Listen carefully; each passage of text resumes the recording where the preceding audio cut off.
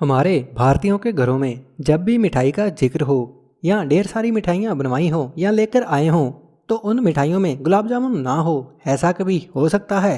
नहीं ना। हमारे भारत में अक्सर लोग खाना खाने के बाद मीठे के तौर पर गुलाब जामुन खाना पसंद करते थे और कई बार इसे मिठाई के तौर पर खाया जाता था। लेकिन अब तो ये मिठाइयों में बहुत ही कॉमन हो चुका है। लेकिन क्या आपने कभी सोचा है कि गुलाब जामुन सबसे पहले कहाँ से आया और पहली बार किसने बनाया होगा इस गुलाब जामुन को? अगर बात करें गुलाब जामुन की इन्वेंशन की तो इस पर अलग अलग कहानियां बनी हुई हैं, लेकिन अभी तक ये सिद्ध नहीं हो पाया कि असल में सबसे पहले गुलाब जामुन कब और किसने बनाया था। तो इस पर बनी अलग अलग कहानियां मैं आपको सुनाने वाला हूँ।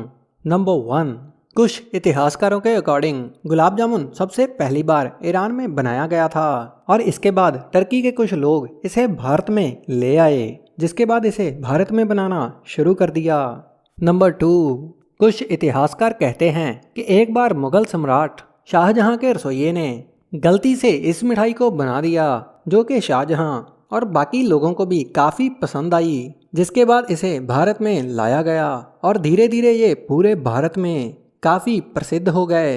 नंबर 3, तीसरी कहानी के according governor general Lord Charles Canning की पत्नी लेडी कैनिंग को मिठाइयाँ बहुत पसंद थी। सन 1850 में एक दिन लेडी कैनिंग ने एक हलवाई भीमचंद्र नाग से कोई नई खास मिठाई बनाने को कहा।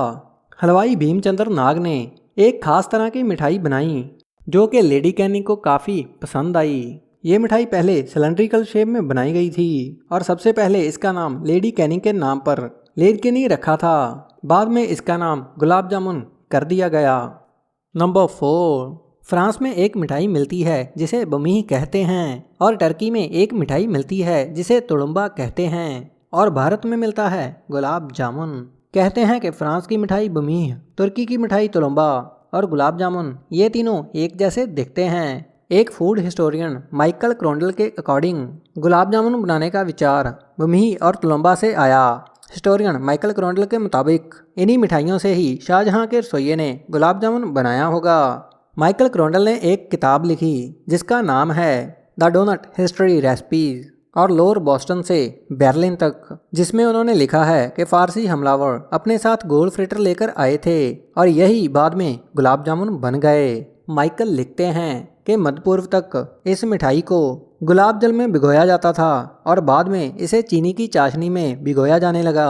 फ्रांस की मिठाई बमी और टर्की की मिठाई तुलुम्बा की तरह ही अरब कंट्रीज में मिलने वाली मिठाई जिसे लुकमत अल कादी कहते हैं ये भी गुलाब जामुन से काफ़ी सिमिलर है क्योंकि ये दोनों मिठाइयाँ चीनी की चाशनी में बनती हैं। इसके अलावा आपको बता दें कि गुलाब जामुन को पश्चिम बंगाल में पंटुआ, गोलप जैम और काला जैम कहते हैं।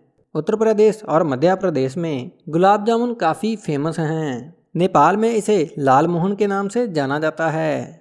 टर्की के लोग इसे काला जामुन कहते हैं। संस्कृत में गुलाब जामुन को पाटला जम्बू कहते हैं। गुलाब जामुन पाकिस्तान का नेशनल स्वीट है, वहीं भारत का नेशनल स्वीट जलेबी है। तो मिलते हैं नई वीडियो में नई जानकारी के साथ। Thanks for watching.